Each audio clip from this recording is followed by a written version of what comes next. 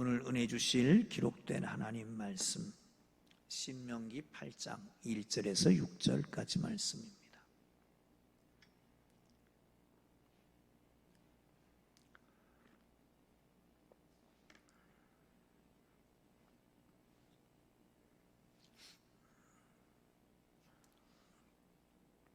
신명기 8장 1절에서 6절까지 찾으셨으면 우리 함께 읽겠습니다. 시작.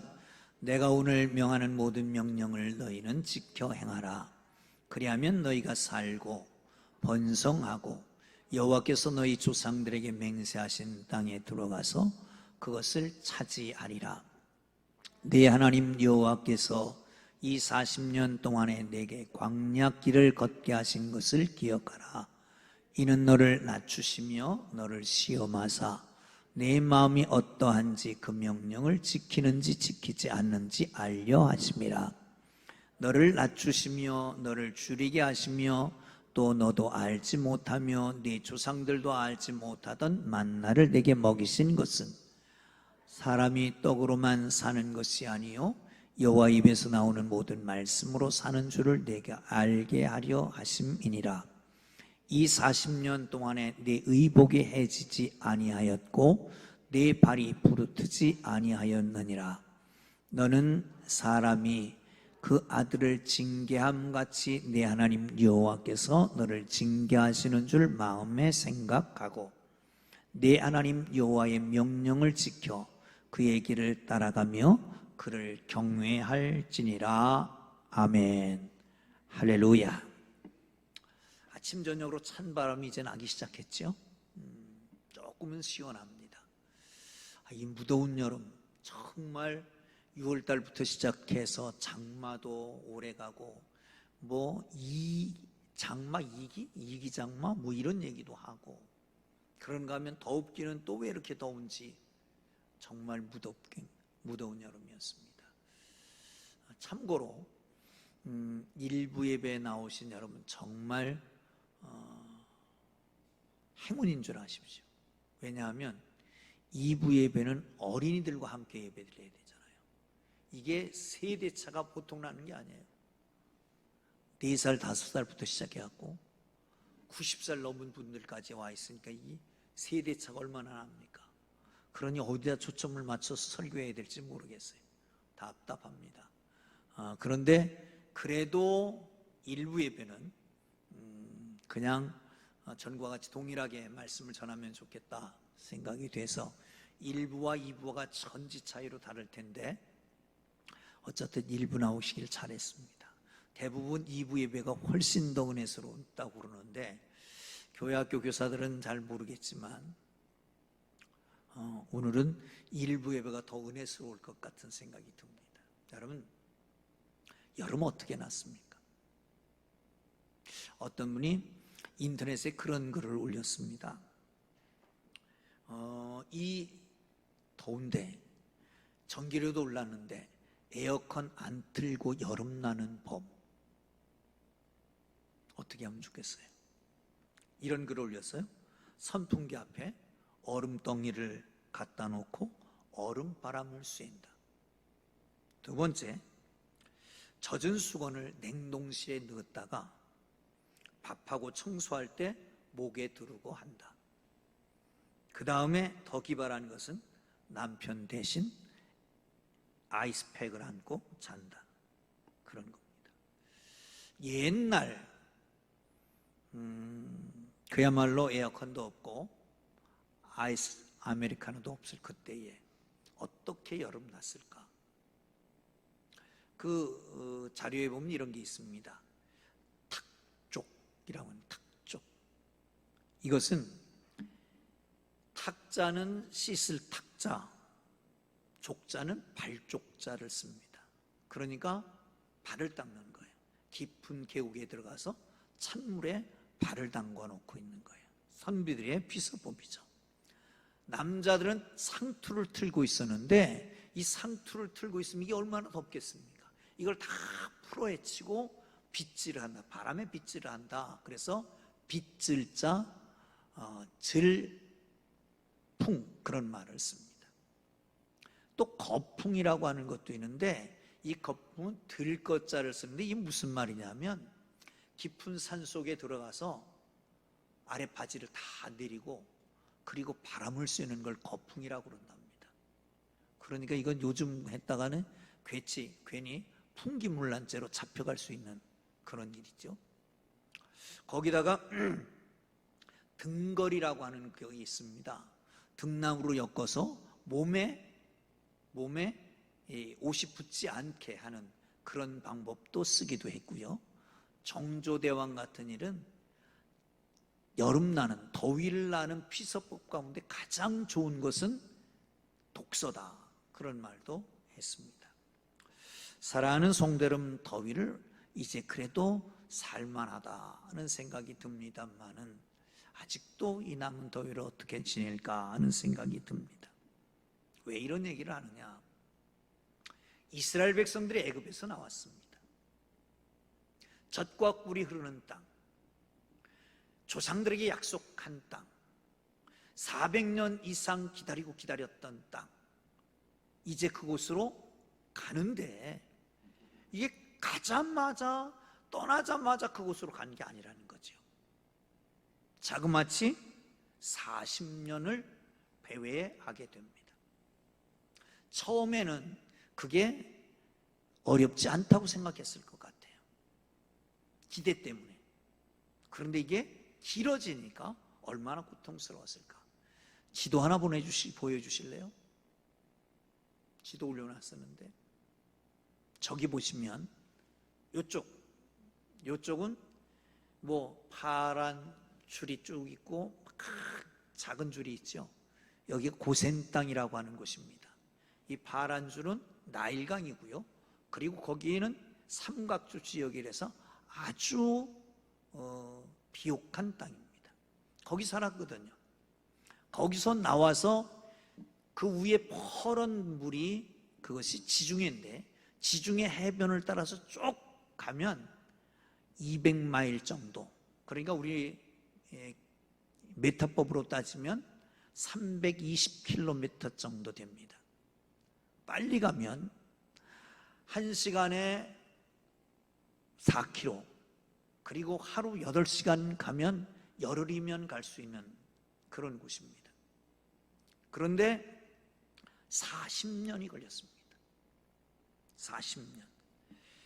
가까운 길을 놔두고 40년을 뺑뺑 돌린 겁니다. 왜? 하나님이 그 사랑하는 백성, 그 자녀들을 왜 광야 40년 동안 뺑뺑 돌리면서 그렇게 힘든 생활을 하게 하셨을까? 이유가 있을 거 아닙니까? 왜? 사랑하는 자녀들을 혼낼 때는 혼내는 이유가 있는데, 그러면 그 백성들을, 그 사랑하는 백성들을 인도할 때 이렇게 고통스럽게 한 것은 뭔가 이유가 있을 것이다. 사랑하는 성도 여러분을, 이 말씀을 통해서 우리야 이 땅에 살아가면서 이 고통받는 세월 속에서 이유를 찾고 하나님의 뜻을 발견하고 더 큰 축복을 누리게 되기를 주의 이름으로 축원합니다. 할렐루야. 자, 2절을 보겠습니다. 시작. 네 하나님 여호와께서 이 40년 동안에 너를 광야길을 걷게 하신 것을 기억하라. 이는 너를 낮추시며 너를 시험하사 내 마음이 어떠한지 그 명령을 지키는지 지키지 않는지를 알려 하심이라. 아멘. 광야길을 걷게 하신 것을 기억해라. 왜? 이것은 너희로 낮추시게 하기 위함이다. 낮추시게 하기 위함이다. 여러분, 하나님이 가장 미워하는 것은 교만입니다. 스스로 높은 겁니다. 토마스 아퀴나스는 교만은 모든 죄악의 어머니다, 그렇게 말합니다. 교만 말고 다른 모든 죄는 교만에서부터 파생됐다는 거예요. 다시 말하면 모든 죄악은 교만의 자식이다라고 하는 말입니다. 왜 그렇습니까? 하나님께서 에덴 동산을 만들고 거기에 최초의 사람을 지으셨습니다. 거기 찾아와서 유혹하는 말 가운데 그 하와의 마음이 확 돌아서게 됐던 유혹은 뭐냐 하면 이겁니다. 내가 선악을 알게 하는 나무의 실과를 먹는 날에는 내 눈이 밝아져서 누구와 같이 된다? 하나님 같이 될 것이다. 이게 교만인 거예요. 그래서 혹해서 따먹고 말았습니다. 여러분, 교만이라고 하는 것은 그러면 뭡니까? 자기를 절대화하는 겁니다. 교만은 뭡니까? 자기 주장을 절대화하는 것이 교만입니다. 자기 자신을 절대화하든지 아니면 자기 주장을 절대화하는 것, 그것이 교만의 모습인 것이죠. 하나님은 자기를 높이는 것을 싫어하십니다. 하나님은 자기를 높이는 사람들을 싫어하십니다. 왜? 하나님을 섬길 수 없기 때문에. 내가 최고인데 누구를 섬기겠어요? 사랑하는 성도 여러분, 하나님을 잘 섬기려면 먼저 자아를 죽여야 됩니다. 교만을 버리고 철저하게 낮아져야 됩니다. 그렇지 않으면 하나님이 기뻐하지 않습니다. 자기 힘으로 할 수 있는 것 같이 생각합니다. 안 됩니다. 사랑하는 성도 여러분, 이 교만이라고 하는 것은 하나님을 대적하는 것이고, 교만은 결국은 하나님이 기뻐하지 않는 것이고, 교만한 자는 하나님이 물리치고 겸손한 자에게 은혜 주시는데, 그러면 자기 교만 때문에 하나님 나라도 못 가고, 교만 때문에 하나님도 기뻐하시지 않고, 근데 하나님이 그 사랑하는 자에게 복을 주고 싶단 말이죠. 그 사랑하는 자에게 하나님 나라를 주고 싶단 말이에요. 그 사랑하는 자를, 하나님께서 사랑하는 자를 놀라운 은혜를 주시고 싶단 말이죠. 그런데 교만해. 그런데 그걸 꺾으려면 어떡하겠어요? 그래서 고난을 주시는 겁니다. 고난이라고 하는 것은 뭘까요? 내 힘으로 어쩔 수 없다, 불가항력적이다, 내 한계를 발견하는 겁니다. 이제는 나는 아무것도 할 수 없어. 그리고 찾는 것이 하나님을 찾게 되잖아요. 하나님을 찾게 돼요.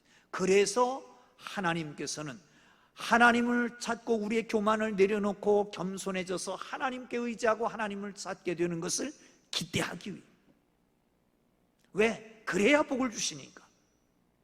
그래서 40년 동안을 뺑뺑이를 돌리면서 고통스럽게 하는 겁니다.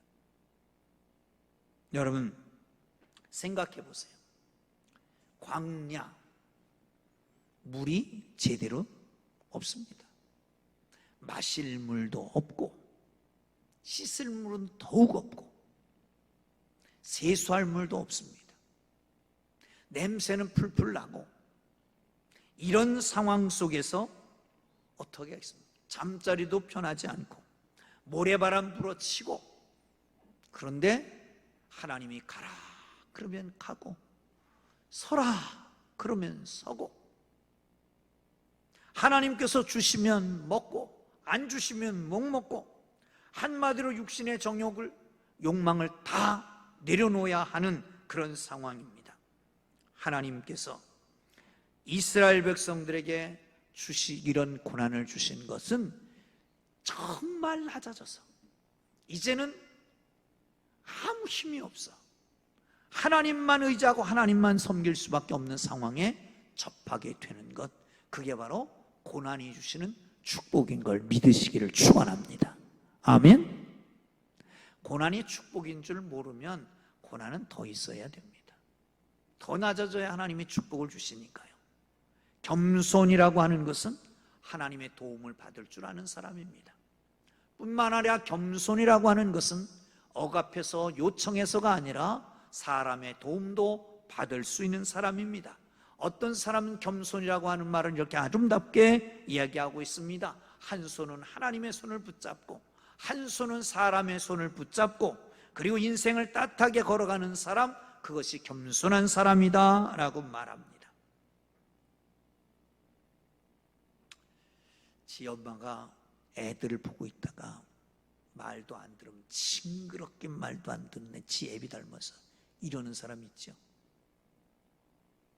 머리가 안 돌아가는 그런 아내를 생각하면서 애들을 혼냈대. 지혜미가 공부 못했더니 꼭 지혜미 닮았다. 여러분, 애들이 안 기억할까요?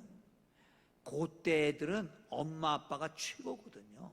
그런데 엄마 아빠가 얘기한 거 다 기억했다가 혼내면 공부 못한다고 뭐라고 그럴까요? 속으로는 아무 소리 못하지만 속으로는 유전이야. 아버지 피를 닮았는데 어때? 이렇게. 엄마 피를 이어받았는데 어떻게? 이렇게 생각한다고요. 사랑하는 성도 여러분, 바꾸십시오. 180도로 바꾸십시오. 어떻게 바꾸요? 아빠 닮아서 그렇게 공부를 잘하는구나, 엄마 닮아서 그렇게 착하구나, 이렇게 한 달만 하면 효과가 나타나고요, 1년만 하면 천국이 될 줄 믿으시기를 축원합니다. 할렐루야. 제가 아는 장로님 한 분은 의사로 평생을 지낸 분입니다. 그런데 그분이 꼭 이런 말을 합니다. 나는 성질이 못돼서 복받을 만한 못한데 이만큼 복받게 된 것은 다 우리 집 사람이 성품이 곱고 덕이 높아서 그런 거라고 꼭 그렇게 말해요. 여러분, 얼마나 값진 이야기입니까? 나는 복받을 자격이 없는데, 복받을 존재가 아닌데 내 남편 때문에, 내 아내 때문에 복받게 됐다고. 사랑하는 성도 여러분, 그렇게 하면 가정은 편할 수밖에 없습니다. 자녀들은 어떻게 합니까? 여러분, 우월의식 때문에 싸움이 났던 거예요. 낮아지면 싸울 수가 없습니다. 자녀들에게 대해서는 이렇게 얘기하십시오. 나는 부족한데 너희는 참 훌륭하다. 자녀들은 그러면 어떡할까요? 아이고, 저는 부족하지만, 저는 못됐지만 아버지 어머니가 참 훌륭하십니다. 이렇게 되면 가정이 되는 거예요. 사랑하는 성도 여러분, 그렇습니다. 하나님께서 고난을 주시는 것은 이렇게 만들기 위해서입니다. 하나님께서 고난을 주시는 것은 하나님이 진정 그 백성, 그 자녀를 사랑하시는데, 복 주기를 원하시는데, 하나님 나라에서 만나기를 원하시는데, 그런데 그게 안 되고 교만하니까 하나님께서 낮추시기 위해서,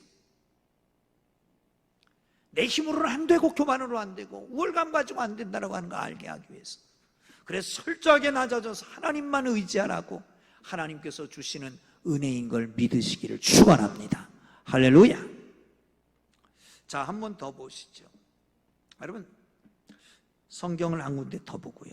출애굽기 13장 21절 22절 시작. 여호와께서 그들 앞에서 가시며 낮에는 구름 기둥으로 그들의 길을 인도하시며 밤에는 불 기둥으로 그들에게 비추사 낮에나 밤에나 진행하게 하시니, 낮에는 구름 기둥, 밤에는 불 기둥이 백성 앞에서 떠나지 아니하니라. 아멘.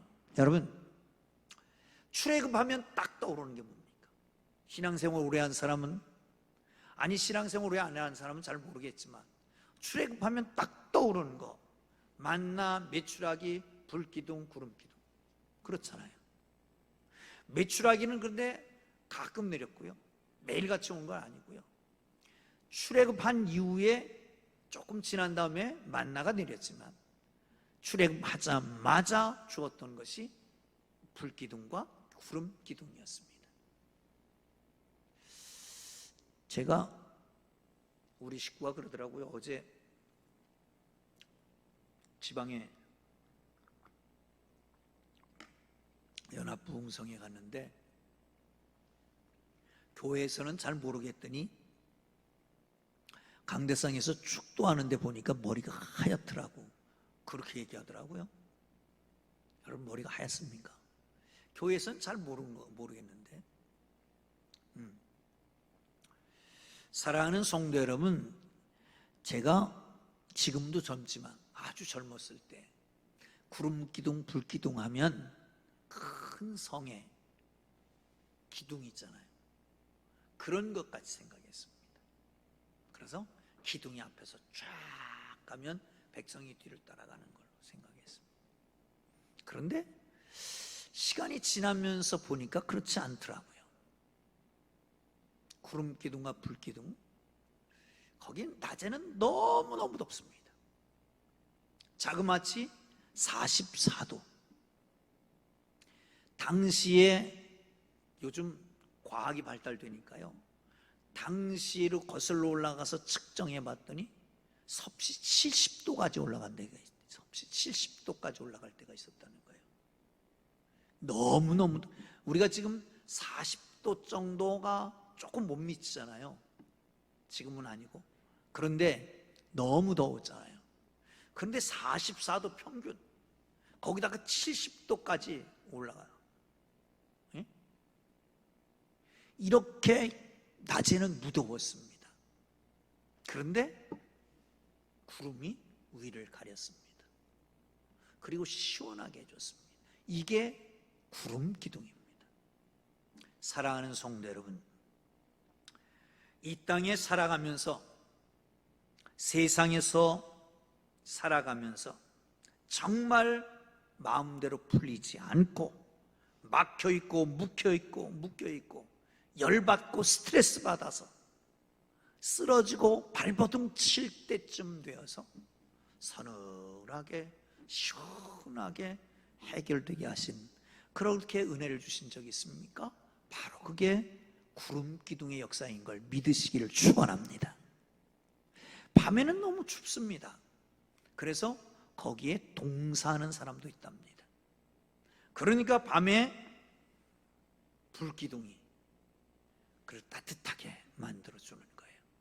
여러분, 세상에 소외되고 배신당하고 절망하고 좌절하고 매정한 냉랭한 인정 속에서 매서운 추위에 떨고 있을 때에 나를 훈훈하게 따뜻하게 안아주시는 그런 주님의 은혜를 느껴보셨습니까?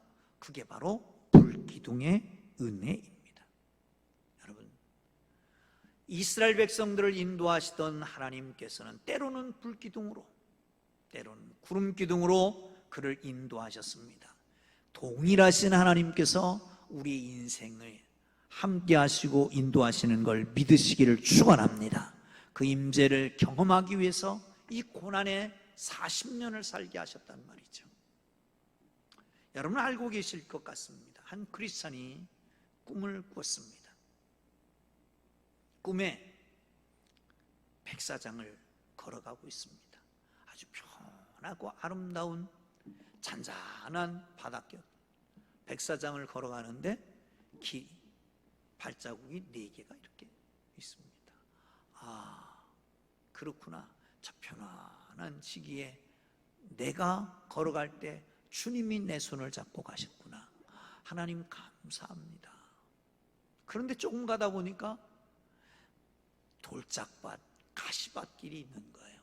그런데 보니까 그때는 발자국이 한 사람 발자국밖에 없는 거예요. 그러면 그렇지, 내가 힘들고 어렵고 찢기고 고통당할 때 주님이 안 계셨으니까 내가 이렇게 고통당한 거지. 그래서 주님께 물었답니다. 아, 주님, 나를 부르실 때 나와 영원히 동행하신다고 그러지 않았습니까? 세상 끝날까지 나와 함께 하신다고 그러지 않았습니까? 그것 보십시오. 편안할 때는 나와 함께 가셨기 때문에 편안한데 왜 나를 손을 놓고 따로 가시고 어디 가셔서 나를 고통스럽게 만드셨습니까? 주님이 대답하시더래요. 온화한 얼굴로, 얘야, 그 발자국을 다시 한번 보겠니?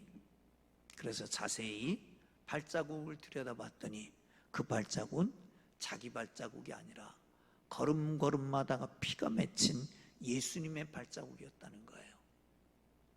아니 예수님, 무슨 뜻입니까? 얘야, 내가 평온할 때는 내가 네 손을 잡고 갔지만 내가 힘들고 어렵고 고통스러울 때는 내가 너를 안고 갔느니라. 여러분 힘드십니까? 고난이 계속되십니까? 주님이 지금 안 계시는 것 같습니까? 어디 계십니까? 아니요, 주님이 여러분을 안고 가시는 걸 믿으시기를 축원합니다. 할렐루야. 자, 마지막 한 절 더 보죠. 6절입니다. 시작. 내 하나님 여호와의 명령을 지켜 그의 길을 따라가며 그를 경외할지니라. 경외할지니라. 두려움이 종교가 만들어지게 했습니다. 본문에서는 하나님의 명령을 지켜 그 길을 따르며 그를 경외할지니라 라고 말씀합니다. 이스라엘 백성들을 왜 출애굽시켰을까요? 왜 이스라엘 백성들을 광야로 나오게 하셨을까요? 출애굽기 3장 7절 8절 이하에 보면 여호와께서 이르시되 내가 애굽에 있는 내 백성의 고통을 분명히 볼고 그들의 감독자로 말미암아 부르짖음을 듣고 그 근심을 알고 내가 내려가서 그들을 애굽인들의 손에서 이끌어내리라 라고 말씀하셨습니다. 물론 이스라엘 백성들이 그들의 고통 때문에 이끌어내셨습니다. 그 부르짖음 때문에 구원해내셨습니다. 그런데 오늘 본문에서는 그렇게 말씀하십니다. 출애굽기 3장 12절을 보시죠. 출애굽기 3장 12절 시작. 하나님이 가라사대 내가 정녕 너와 함께 있으리라. 내가 백성을 애굽에서 인도하여 낸 후에 너희가 이 산에서 하나님을 섬기리니 내가 너를 보낸 증거니라. 아멘. 하나님께서 모세를 이스라엘 백성들에게 보내면서 하시는 말씀입니다. 이 백성들을 이끌어내서 이 산에서 나를 예배할 것이다. 이것이 내가 너희를 보낸 증거다라고 말씀하고 있습니다. 그런데 모세가 바로에게 가서 뭐라고 말하냐면, 바로요, 내 백성을 내놓으십시오.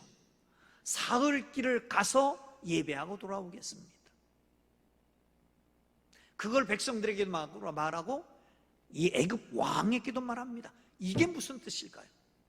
사흘 길을 가서 하나님께 예배하고 오겠다, 제사 드리고 오겠다.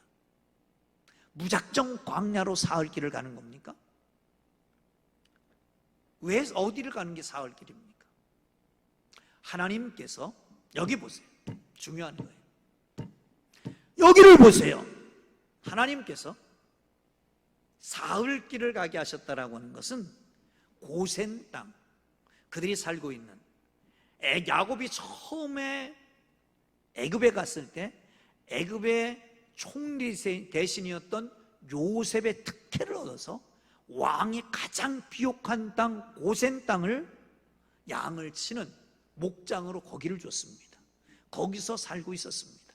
430년을 거기서 살았던 겁니다. 거기서부터 하나님께서 내 백성을 인도해내 이 산에서 예배하게 하리라, 제사 드리게 하리라. 그 산이 바로 신의 산입니다. 거기까지 가는 길이 사흘 길이었던 겁니다. 사랑하는 성도 여러분, 그러니까 바로 왕은 그걸 거부해서 안 된다. 그리고 재앙이 하나 내려지면 그래 이 땅에서 그냥 제사 드리면 안 되겠냐? 또 재앙이 떨어지고 감당할 수 없으면 그래 멀리는 가지 마라.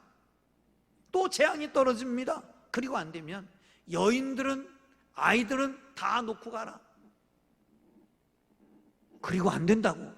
그러니까 또 재앙이 내려지고, 그리고 나중에는 우양 네 재산은 놓고 가라. 그러나 끝까지 하나님이 함께 하시니까 결국은 애굽에서 이스라엘 백성들을 인도해내서 가게 됩니다. 사랑하는 성도 여러분, 그렇습니다. 코로나 팬데믹이, 어제 목사님들하고 점심 식사를 하고 얘기를 나누면서 그런 얘기를 하더라고요. 코로나 팬데믹이 아주 큰 교회도 작은 교회는 없어진 교회도 많습니다. 팬데믹 이후, 포스트 코로나 이후 대개 25% 정도의 성도들이 줄었다는 거예요. 왜 그럴까요? 사랑하는 성도 여러분, 이유는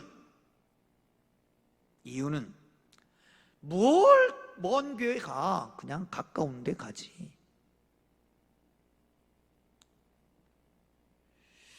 어디도 하나님 계시는데 그 정도 설교 나도 할 수 있어. 우리끼리 예배드려. 아니, 방송을 보든지 인터넷으로 유튜브를 보면 스타 강사들, 스타 목사들이 얼마나 많은데 뭐하러 교회까지 가. 그리고 예배 안 드리는 거예요. 여러분 보세요. 그런데 여기서도 예배 드릴 수 있어. 여기서 제사해. 그런데 굳이 사일을 가는 거예요. 거기서 제대로 예배가 드렸습니까? 애굽에서 정말 하나님 앞에 예배 드릴 수 있습니까? 주인이 있는데 거기서 예배 드릴 수 있습니까? 거기 양떼가 있는데 거기서 예배 드릴 수 있습니까? 거기 우상이 등을 끌고 있는데 거기서 예배 드릴 수 있습니까? 집에서 예배 드린다고요? 정말 하나님만 바라보고 온전한 예배 드릴 수 있느냐 말이죠. 어느 시대를 불문하고 내 교회에서 예배 드리는 것만큼 은혜 받는 곳이 없습니다. 아멘? 아멘 안 하십니까? 이번 주간에 지난 주일날은 우리의 영원한 스승인 서울신학대학 총장을 몇 번 지내셨던 조종남 총장이 96세, 우리나라는 97세의 나이로 하나님의 부르심을 받았습니다. 그리고 났는데 화요일인가요? 우리 몇 번 말씀드렸지만 새벽 기도에는 말씀드렸는데 우지숙 집사님의 어머니가 하나님의 부름을 받았습니다. 나이는 몇 살이고? 104살입니다. 그런데 돌아가시는 게 아주 복 있게 돌아가셨어요.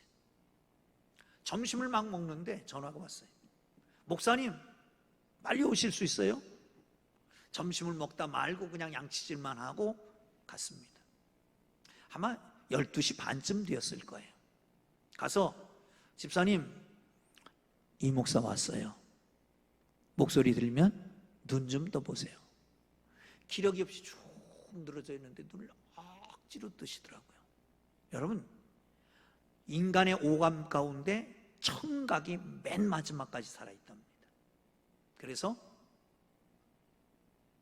저 말씀 잘 들으세요. 성경을 읽고 복음을 확인하고 그리고 말씀 들리시면 눈을 떠보세요. 깜빡깜빡. 손을 움직여보세요. 손을 까딱까딱해요. 복음을 제시하고 재확인하고 그리고 기도하고 조금 있으면 천사들이 모시러 올 때 그때까지 믿음 꼭 지키셔야 돼요. 부탁하고 돌아왔어요. 그런데 1시 반에 돌아가셨다고. 제가 임종을 자주 하잖아요. 그렇게 가면 등에도 손 넣어보고, 등에 손 넣어보는 이유는 등이 딱 붙어요. 힘이 쫙 빠지니까. 그러면 얼마 안 가시는 거예요. 손가락을 이렇게 만져봐요. 손가락 만져보는 게 아니라 손톱이 얼만큼 주고 왔느냐 그거 보는 거거든요. 발톱도 보고. 그런데 손톱도 발톱도 멀쩡해. 혈액순환이 잘 되고 있다는 얘기죠. 근데 발 있는 데가 조금 꺼멓게 죽어오긴 하지만 괜찮더라고요. 한 일주일, 적어도 3일은 가시겠다는 생각을 하고 왔는데 1시간 정도도 안 되는데 이미 돌아가신 거예요. 얼마나 복 있게 돌아가셨나 하는 생각이 듭니다. 가래도 한 번도 안 끌고 그렇게 가셨어요. 장례를 모시면서 정말 그럴 수밖에 없다 하는 생각이 들더라고요. 제가 처음에 가서 그랬습니다. 2박 3일 기간은 고인을 위한 시간입니다. 효도한다고 생각하면 예배에 참석하십시오. 다 참석하십시오. 전부 다 참석해요. 전부 다 한 번도 빠짐없이. 그리고 나중에 봤더니 강화의 둘째 오라버니가 사신대요. 장로님이고 권사님이더라고요. 근데 놀라운 일이 뭐냐? 장화까지 아들, 딸이, 손자, 손녀들이 다 와서 주일을 예배드린다는 거예요. 이야, 대단한 믿음의 집안이다. 근데 그뿐만이 아니더라고요. 저기 안산에 사는 언니가 있어요. 근데 안산으로 이사 가기 전에 교대 앞에 살았대요. 안산에서 교대까지 와서, 교대 앞까지 와서 거기서 예배 드린다는 거예요. 모든 가족이 다. 야, 그러니 그 어머니 집사님이 복받지 않을 수가 없다. 사랑하는 성도 여러분, 그렇습니다. 자기 희생 없이 하나님 앞에 희생을 드리려고 하니까 문제예요. 제사는 희생이거든요. 자기 편하게 하나님의 뜻과 내 뜻이 충돌할 때 어디를 따라갑니까? 하나님의 뜻을 따라갑니까? 내 뜻을 따라갑니까? 내 편애를 따라갑니까? 하나님의 영광을 위해서 내가 고난스럽고 고통스러워 또 하나님을 따라갑니까? 그게 신앙의 모습입니다.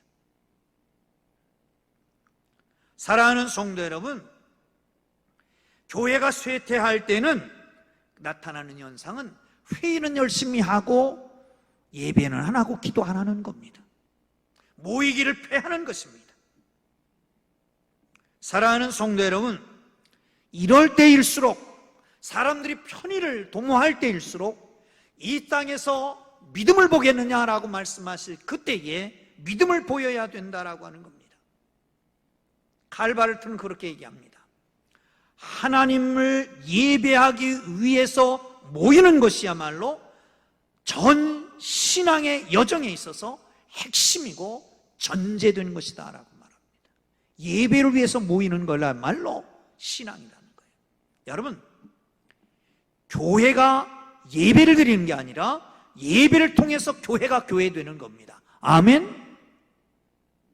교회가 예배드리는 게 아니라 예배를 통해서 교회가 교회되는 것을 믿으시기를 축원합니다. 하나님을 만났던 야곱은 돌베개 했던 곳에 기름을 다 쏟습니다. 그리고 거기서 예배합니다. 내 기름을 쏟는 것까지 마음과 뜻과 정성과 힘을 다하여, 뭐가 그렇게 힘을 다했습니까?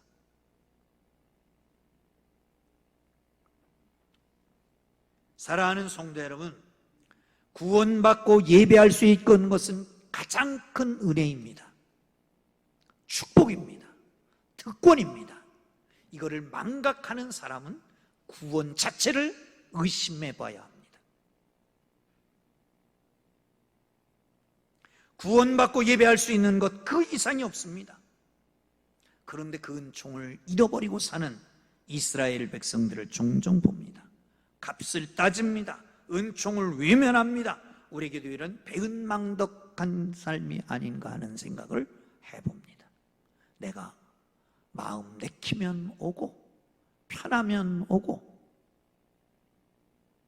뭔가 내가 이익이 될 것 같으면 오는 그런 거 말고요. 제가 넌센스 퀴즈를 하나 낼 겁니다. 초등학교 1학년에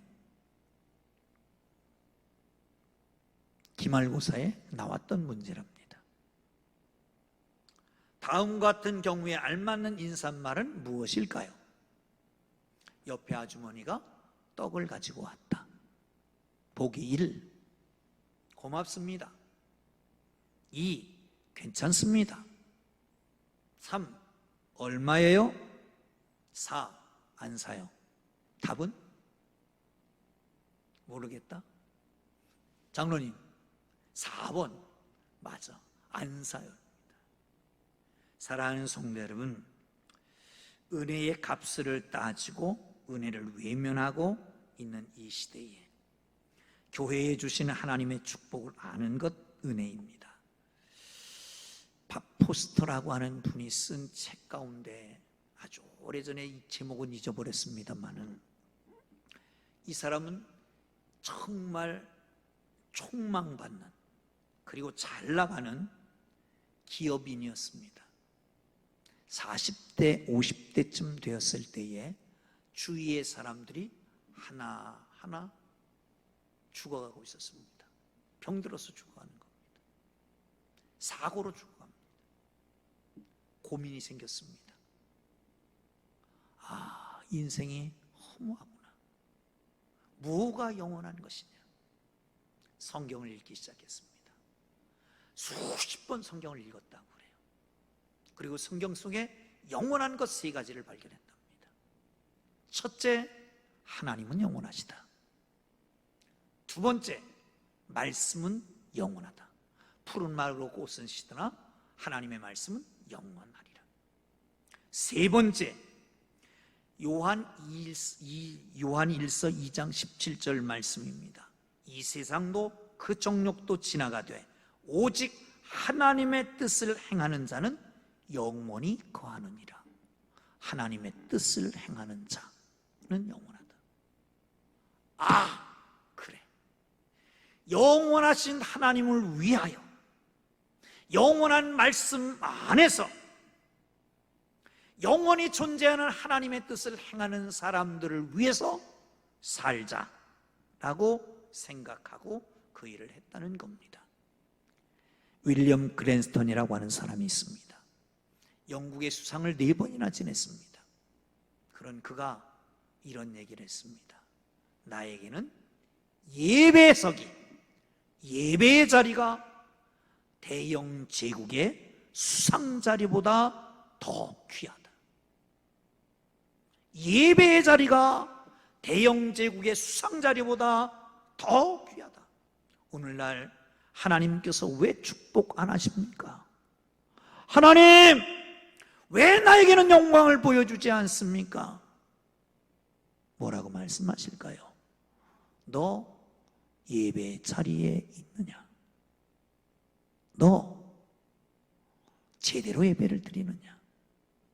하나님을 경외하고 하나님을 기쁘게 하기 위해서 예배드리냐? 사랑하는 성도 여러분, 우리에게는 광야길이 아직도 계속될 수 있습니다.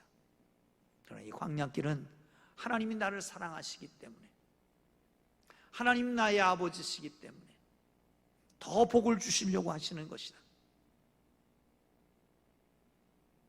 믿으세요. 그래서 광야로 통해서 낮아지게 하시고 하나님의 임재를 누리게 하시고 그리고 하나님께 온전하게 예배하기 위한 것을 믿으시기를 축원합니다. 할렐루야. 기도합니다.